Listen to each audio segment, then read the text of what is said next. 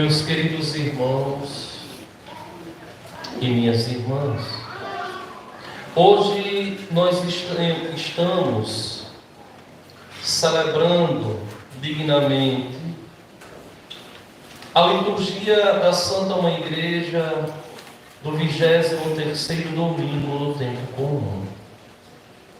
Vocês lembram que 2 domingos atrás nós fechávamos um ciclo, celebrávamos a instituição da igreja, celebrávamos a figura de Pedro, que foi colocado por Deus como pedra fundante e visível da igreja, porque a pedra fundante e invisível da igreja era o próprio Senhor.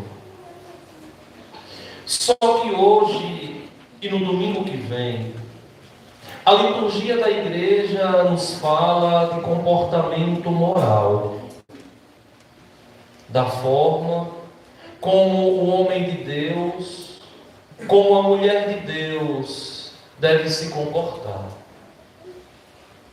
Muitas vezes os católicos, os cristãos de um modo geral, têm o costume de pensar assim: a vida é minha, eu faço dela o que eu quero.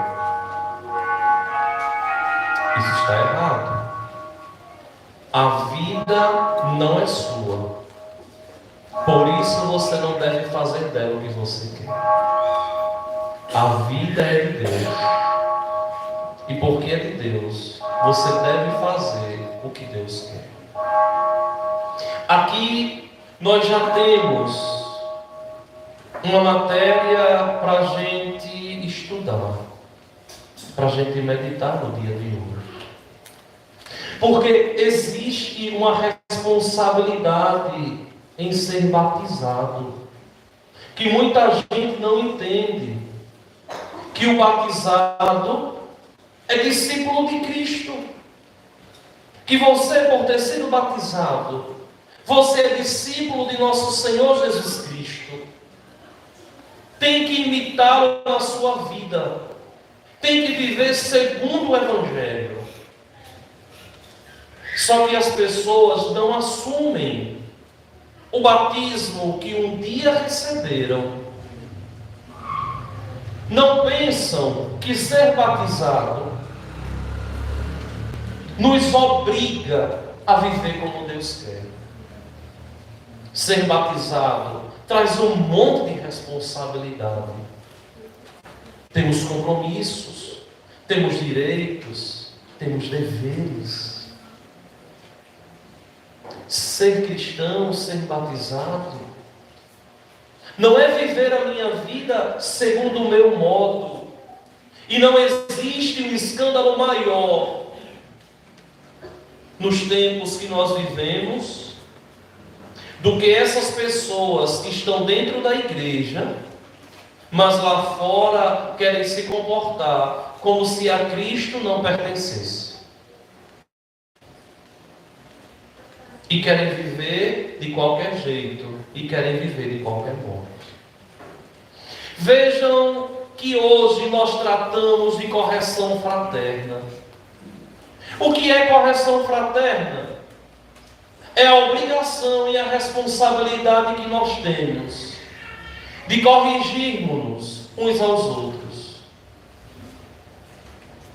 de buscarmos colocar o outro no caminho de Deus e de dizer ao outro: olha, isso aqui está certo, olha, isso aqui está errado, isso aqui você pode fazer, meu irmão, isso aqui você não pode. Muitas vezes nós vemos católicos conscientes de dentro da igreja que cruzam as mãos, ou melhor, que cruzam os braços e lavam as mãos, porque não querem se comprometer, como se dissessem assim: eu não tenho nada a ver com a vida do outro. você tem tudo a ver com a vida do outro. Não para cuidar, no sentido de observar a vida do outro para sair falando. Mas você tem tudo a ver com a vida do outro como sinônimo de responsabilidade para salvá-lo. Por que Deus nos congregou? Porque Deus suscitou um homem vindo lá do Nordeste, lá da capital das Alagoas, separou aqui. Porque Deus pegou um bispo, um padre, lá de Juiz de Fora, e fez bispo para conduzir a gente aqui. Por quê? Porque os caminhos de Deus não são os nossos caminhos. Porque eu não estou aqui porque eu quero. Porque o meu bispo não está aqui porque ele quer. Porque vocês não nasceram aqui nessa região porque vocês quiseram também. Foi Deus quem fez. E nos congregou. E se nos congregou, nós formamos um corpo. E esse corpo não é simplesmente um conglomerado de pessoas. Nós somos o corpo místico de Cristo. E por sermos o corpo místico de Cristo, nós temos que viver segundo Cristo, que é a nossa cabeça. Só que você, meu irmão, tem que compreender que você tem que aprender a viver na própria vida o ser de Cristo, pertencer a Ele. Muitas vezes eu vejo um povo tão atrevido com Deus. Mas como a gente encontra dentro da igreja gente atrevida com Deus, que muitas vezes quer fazer o que quer, o que dá na telha, quer viver segundo os seus critérios. Muitas vezes na igreja se comporta de um jeito, no trabalho é um terror, na vizinhança piorou, dentro de casa não se fala. E essa não é a vontade de Deus. Mas a vontade de Deus é que nós caminhemos todos juntos na fé que nos leve a Deus, na fé que nos leve ao céu. Olha, tem muitas coisas que nós temos tudo a ver com isso. Ser fiel a Cristo, escutar a sua palavra, ter responsabilidade com a causa da evangelização, em uma pastoral, em um movimento, ter responsabilidade com as coisas da igreja, ser alguém que trata bem o outro, ser alguém que zela do outro, que respeita do outro, ser alguém ali que é de verdade na presença de Deus, ser alguém que exala o bom odor de Cristo, ser alguém que é responsável, que tem responsabilidade, que tem compromisso. Olhem o texto de hoje. Eu vou começar pelo texto do Evangelho. Depois a gente volta para a primeira leitura. Esse texto aqui é um texto essencialmente eclesiológico. Essencialmente falando da igreja enquanto instituição. Se teu irmão pecar contra ti, vai corrigi-lo, mas em particular a sós contigo. Ou seja, erro privado, correção particular. Se ele te ouvir, tu ganhaste o teu irmão.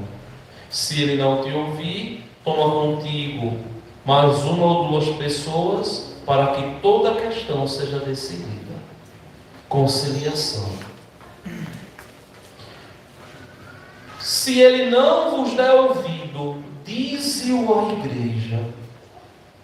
Ou seja, a igreja é mater et magister, é mãe e mestra. para ensinar, para corrigir.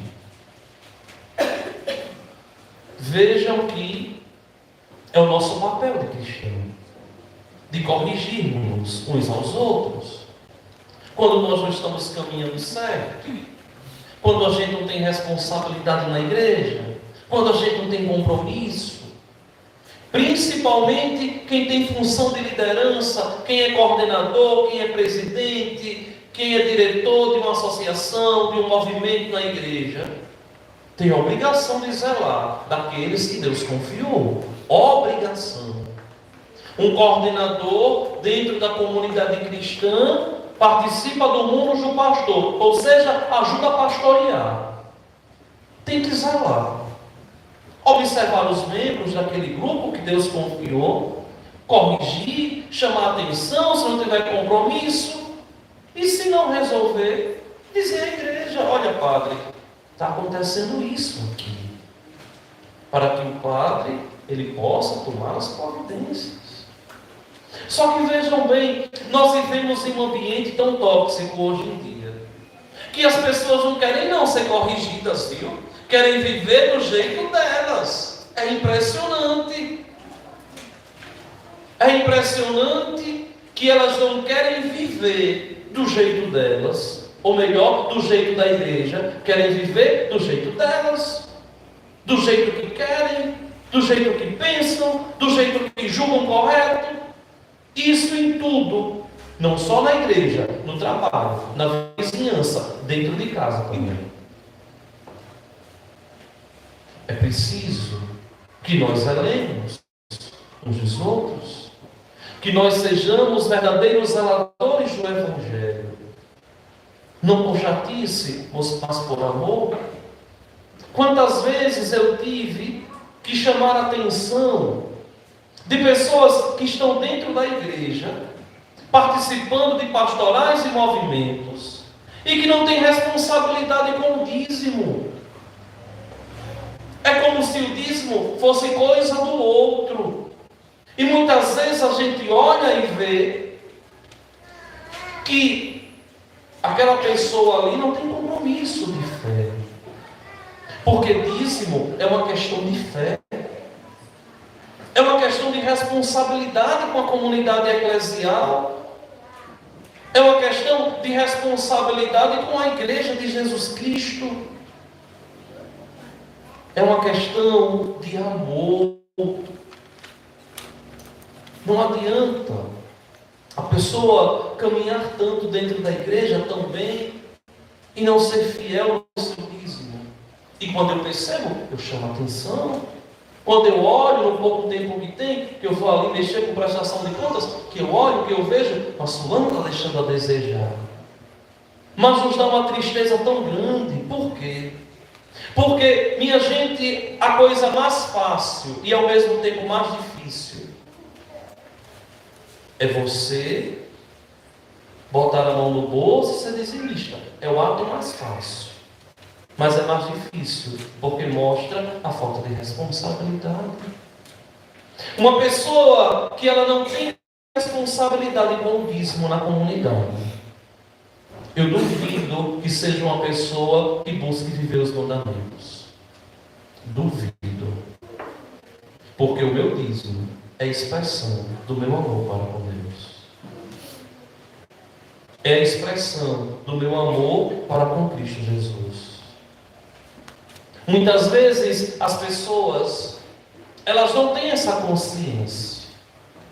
Por esses dias, eu dizia a um mestre de cerimônias que eu me encontrei lá em São Paulo, que passou aqui na nossa paróquia, e eu dizia a ele assim: meu filho, olha, como é que está? Você está indo para a missa? Estou, padre. Você está sendo dizimista? Estou não, padre, porque eu ajudo aqui e ali. Eu digo: não. O seu dízimo é sagrado. O seu dízimo é santo. Você pode fazer o que quiser na igreja. Se você não cumprir a palavra de Deus a partir do dízimo, você está sempre infiel. Porque o meu dízimo é a expressão do meu amor para com Deus. Pode ser diminuto, é aquilo que eu posso dar, mas eu não posso ser infiel. Vejam vocês que a igreja não exige os 10% que é bíblico. Não. A igreja deixa cada um livre para dar segundo o seu coração. Você é livre para dar segundo o seu coração. Mas você não é livre para decidir se vai ser fiel ou não. É diferente. Você tem que ser fiel naquele pouco que você pode dar. Só que tem gente que é muito mesquinho com Deus. Por quê? Porque não entendeu ainda que a minha responsabilidade é uma responsabilidade eclesial, evangélica, é uma responsabilidade moral, doutrinal, onde é um conjunto.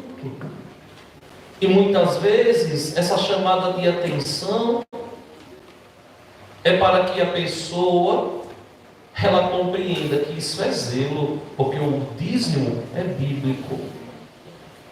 Eu digo a vocês, e vocês sabem disso, que talvez hoje seja desses 10 anos e 8 meses que eu estou aqui com vocês, talvez seja o único momento que eu tratei de dízimo em homilia, que eu não lembro outro momento. Talvez seja o único. Mas por quê? Porque o dízimo é uma responsabilidade eclesial. E eu não gosto muito de tratar de dízimo.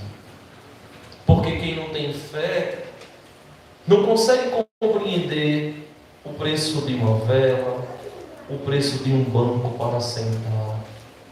Quem não tem compromisso, não tem responsabilidade, com a maior facilidade do mundo critica a pouca ajuda que dá a Deus, que nos dá tudo. Mas não consegue olhar e criticar quando se gasta com tanta coisa no mundo.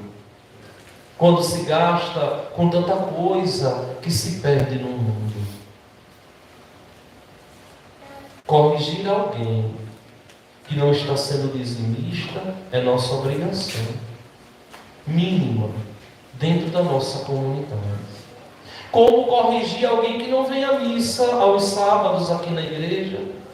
Como a gente corrigir alguém que não está tendo responsabilidade em cumprir as escalas?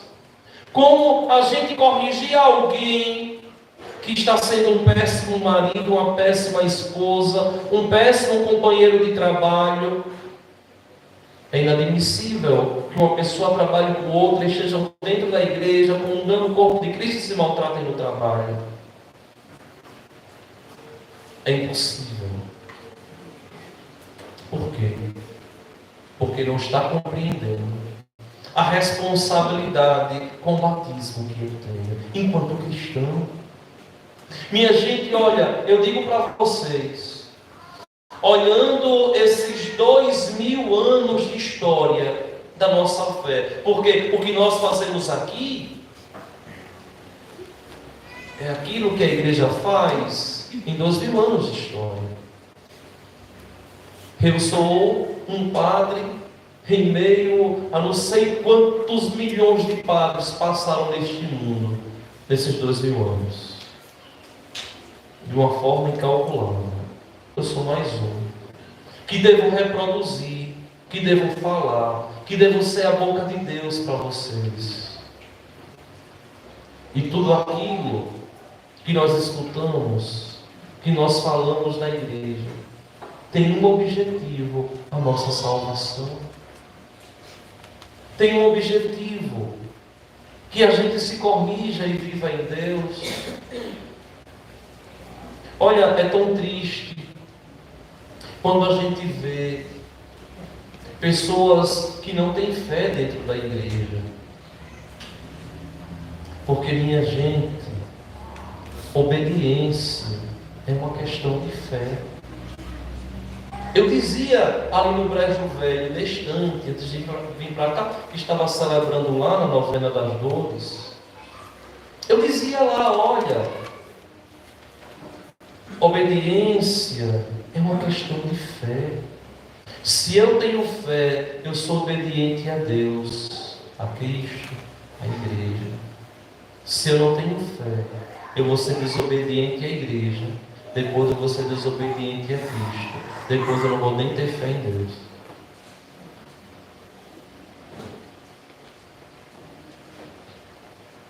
E vejam que aqui é muito claro.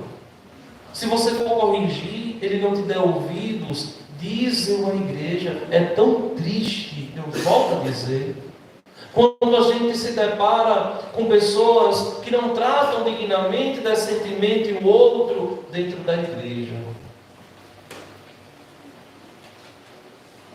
Eu achei tão bonito essa semana. Nós tivemos uma reunião com o nosso bispo. A reunião da escola diaconal. Eu como reitor e os outros 3 formadores. E ali, em uma conversa depois, acabou essa reunião. Nós ficamos numa reunião da chancelaria, eu, ele e Padre Marcelo, que é daqui da paróquia, resolvendo umas coisas. E eu achava tão bonito, porque Dom Roberto ele dizia assim: olha, é inaceitável um padre que maltrate o povo. E eu dizia, concordo com o senhor, mas é inaceitável um padre que deixe o povo caminhar do jeito que quer. Aí ele falou assim, sim. Aí eu falava, ser duro, mas para corrigir com amor. Vocês vejam, esses anos todos que eu estou aqui, eu sou duro, corrijo, mas vocês não vêm maltratando ninguém. Tem gente que não gosta do padre, porque o padre disse um não com a madrinha que era amaziada, porque o padre chamou a atenção de um coordenador que estava tendo um comportamento ruim na igreja, porque o padre chamou a atenção de alguém que não era dizimista, porque o padre chamou a atenção de alguém que não fazia as coisas com amor, com alguém que não fazia as coisas com zelo, chamou a atenção de alguém que muitas vezes fica conversando dentro da igreja, deixando a criança fazer zoada, a criança não entende. Aí tem gente que acha ruim, só que não entende que isso aqui tudo é zelo, é amor, é responsabilidade. Porque seria muito mais fácil, como pastor, como padre, pensar na popularidade e buscar agradar todo mundo. De jeito nenhum. De jeito nenhum. E isso não é evangélico. Não é cristão. O catolicismo nunca foi uma religião de homens e de mulheres que agem com covardia como o evangelho. Por outro modo, o cristianismo sempre foi uma religião de gente corajosa. Aquela coisa ali é para nos lembrar isso. De gente corajosa. Que busca viver até o último momento da vida a palavra de Deus, mesmo que doa, mesmo que o coração aperte, mesmo que muitas vezes não entendam. Por isso, aí nessa mesma reunião, tem um mês mais ou menos, eu reclamei uma coisa com o bispo, porque eu sou isso aqui mesmo, que todo mundo conhece. Eu liguei para ele, estava estudando, e aí ele não concordou com a coisa, e aí eu mandei uma mensagem para ele. Eu achei isso desnecessário. Ele não me respondeu. Quarta-feira agora, ele fez menção a isso. Ainda bem que você não ficou com raiva. Eu disse, claro que não, porque existe maturidade. E muitas vezes é preciso que nós compreendamos que o zelo pela nossa alma nos corrige. Aqui é a igreja nos dizer, dize-o a igreja. Se nem mesmo a igreja ele ouvir, seja tratado como se fosse um pagão ou um pecador público. Quando um sacerdote, quando um padre, quando um pároco, eu não sei se vocês sabem, mas também não me custa dizer, como pároco de vocês, a diferença entre padre e pároco. Nem todo padre é pároco. Eu sou padre e sou pároco. Eu sou padre Washington, pároco de Gameleiras. Eu poderia ser administrador, vigário paroquial, ou não ter paróquia. Mas sou padre e sou pároco. Ou seja, além de padre, Deus Nosso Senhor me confiou um rebanho. para que eu possa devolver a ele. Ou seja, o pároco, ele tem cura de almas. A alma de vocês, que moram da ponta do Ramalhudo, a ponta do Pacuí, da ponta do Ramalhudo, a ponta da Raposa, a ponte lá do Curral Novo, da divisa com Canudos em Jaíba, foi confiada a mim como pai. E eu vou prestar contas a Deus das almas de vocês. Das vezes em que eu preguei a verdade, das vezes em que eu fui omisso, das vezes em que eu fui um bom pastor, das vezes em que eu fui um pastor omisso. É por isso que eu digo, se existe alguém que corre o risco de se condenar dentro dessa igreja, é o padre, pelo tamanho da responsabilidade. E muitas vezes as pessoas não conseguem compreender que a partir do momento que você é batizado, você não faz mais o que você quer, você tem que fazer o que Cristo quer. Veja, é tão triste quando a gente vê assim situações de pessoas que não querem ouvir a igreja. Minha gente, quando eu aqui neste ambão, já há quase 11 anos pregando para vocês,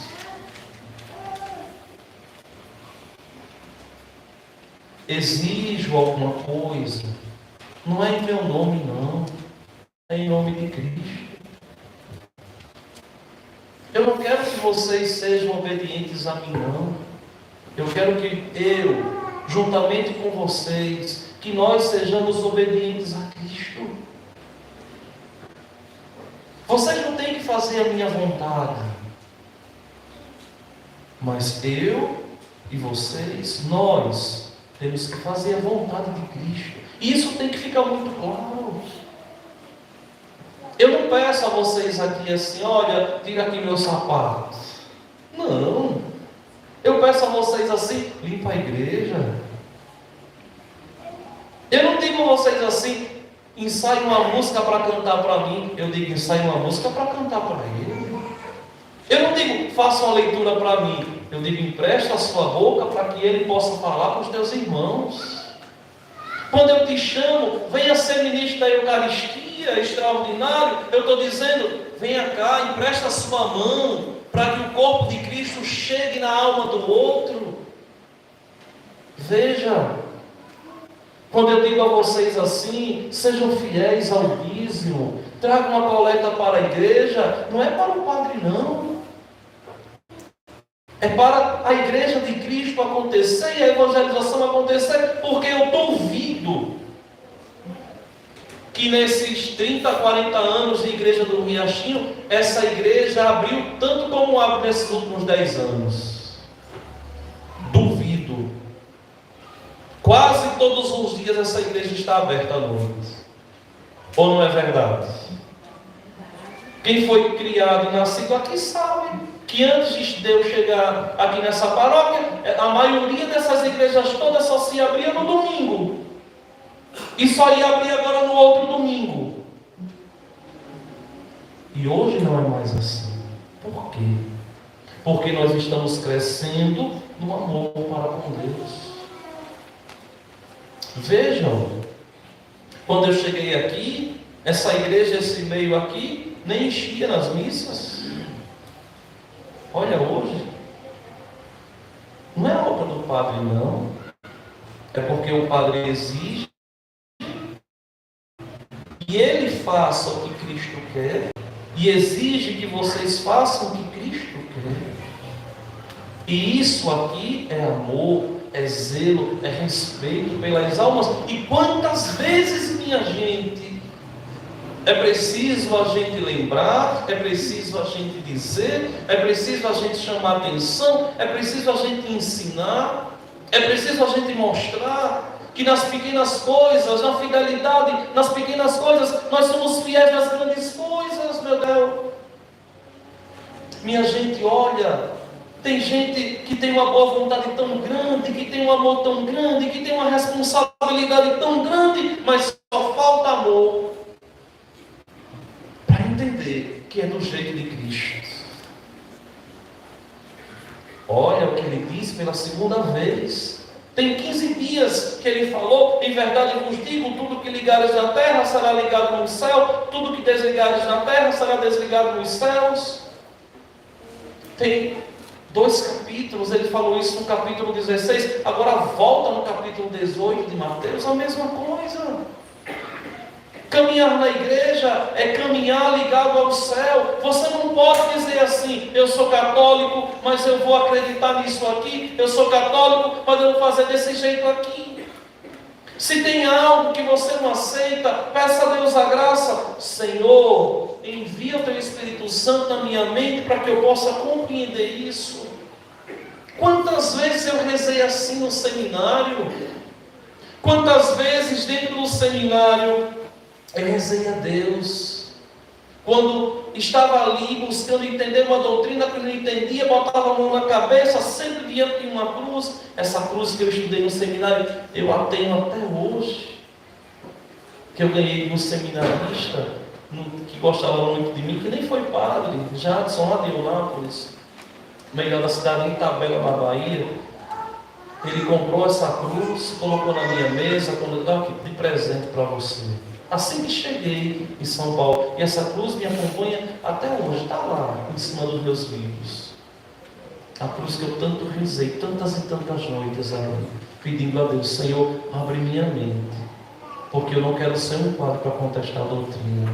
Abre minha mente, porque eu quero entender tua doutrina, para ensinar o teu povo. E Deus, nosso Senhor, fez isso acontecer. E olha o que é mais bonito de tudo.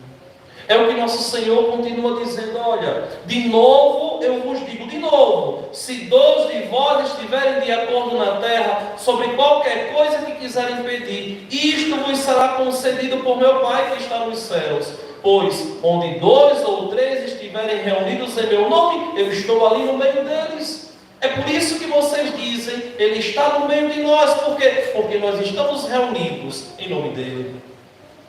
É por isso que é forte quando você chega e você vai ali na secretaria comunitária e pede uma intenção, e o padre reza, que é minha obrigação. Se tiver aqui 500 nomes, 500 intenções, eu tenho a obrigação de rezar.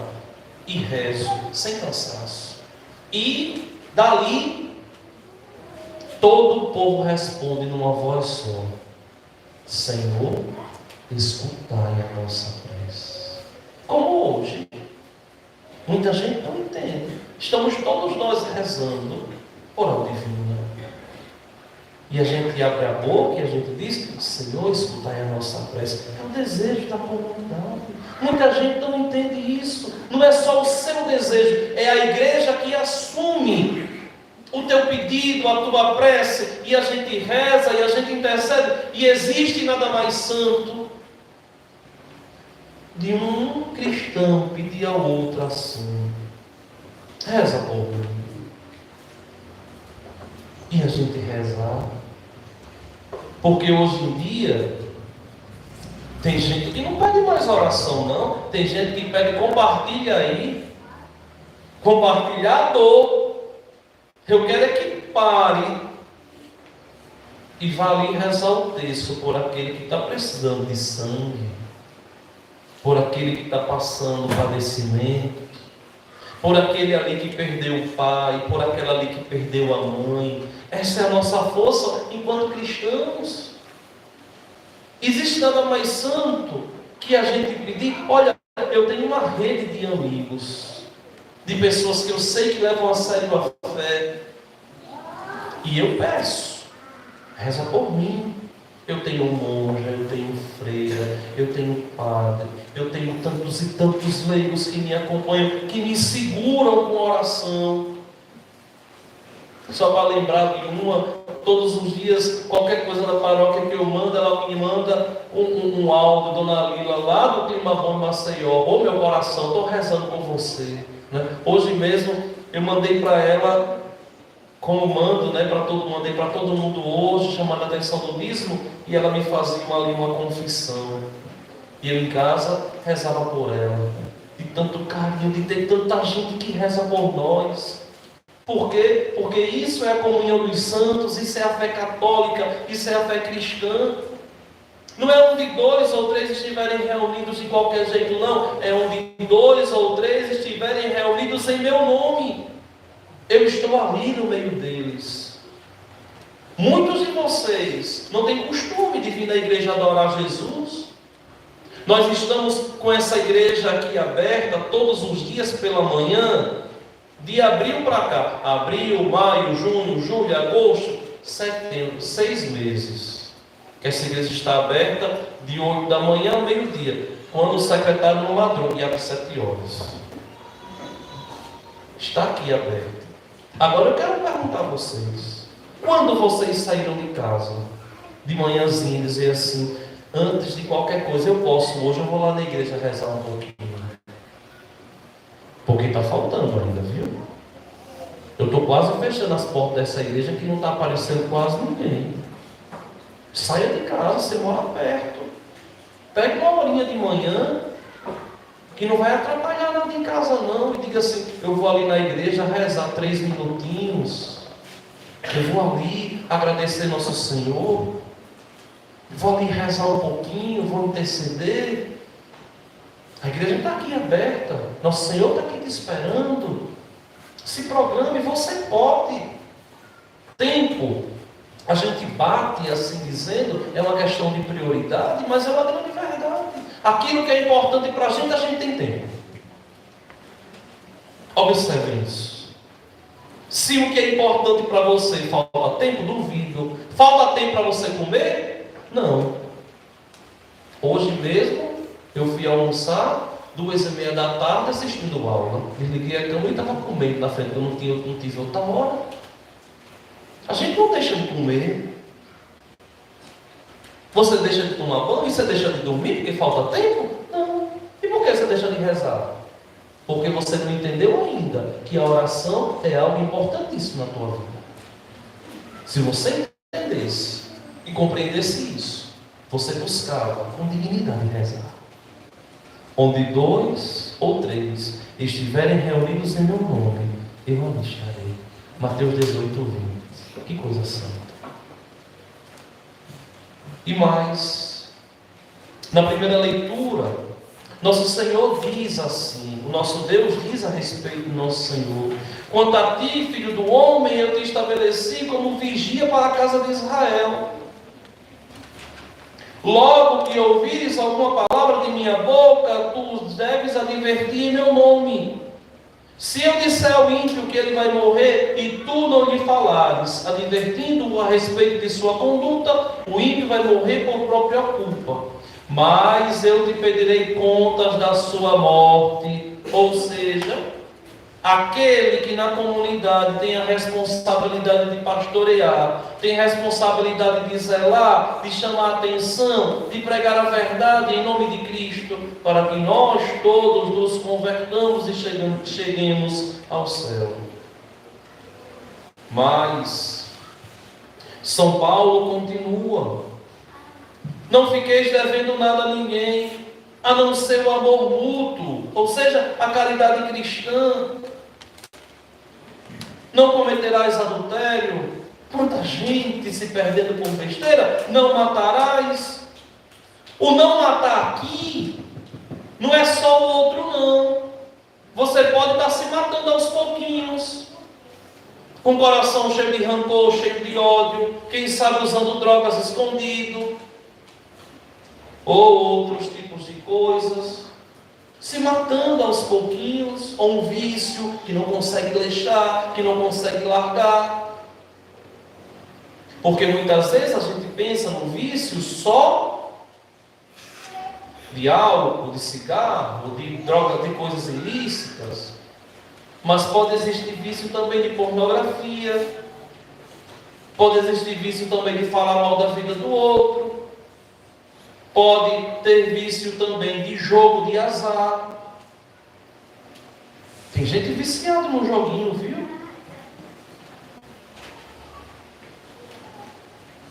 E por aí vai. Não roubarás. Não é só aqui roubar aquilo, não é só pegar aquilo que é do outro, não, da outra pessoa. Pode ser aqui também roubar o tempo de Deus.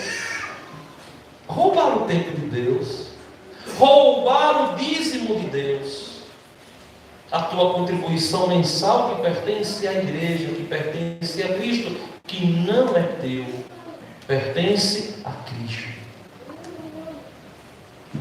Não cobiçarás. Cobiçar também é um caminho que leva o homem para o inferno, ou qualquer outro mandamento desobedecido. Para terminar a prédica de hoje, eu queria terminar com as palavras do salmista, que é uma exortação para que a gente não feche o nosso coração. E o salmista diz assim: olha, não fecheis o coração, mas ouvi hoje a voz de Deus. Tudo o que foi falado aqui é para a nossa salvação. E a nossa salvação não é algo fácil, é algo que nos custa. Por quê? Porque deve ser a pérola dos nossos olhos. Na próxima semana, nós veremos a igreja continuando a ensinar, continuando a nos ensinar. Só que na semana que vem não vai ser mais a respeito do comportamento moral, mas vai ser a respeito do comportamento espiritual. Aquilo que nos machuca tanto, que nós chamamos de perdão. Perdoar, não te digo até 7 vezes, Pedro, mas até 70 vezes. Que Deus nosso Senhor nos ajude, que o Espírito Santo de Deus seja derramado cada vez mais em nossos corações, para que nós nos corrijamos naquilo que estamos deixando a desejar, para que assim nós possamos levar uma vida santa e, apesar das nossas misérias, nós possamos juntos chegar aos céus. O que eu peço a vocês com carinho é que guardem, que meditem essas palavras, vejam onde você está desejando, deixando a desejar, e corrija aquilo que é mais fácil, para que no céu você possa alcançar. Creio em Deus Pai Todo-Poderoso,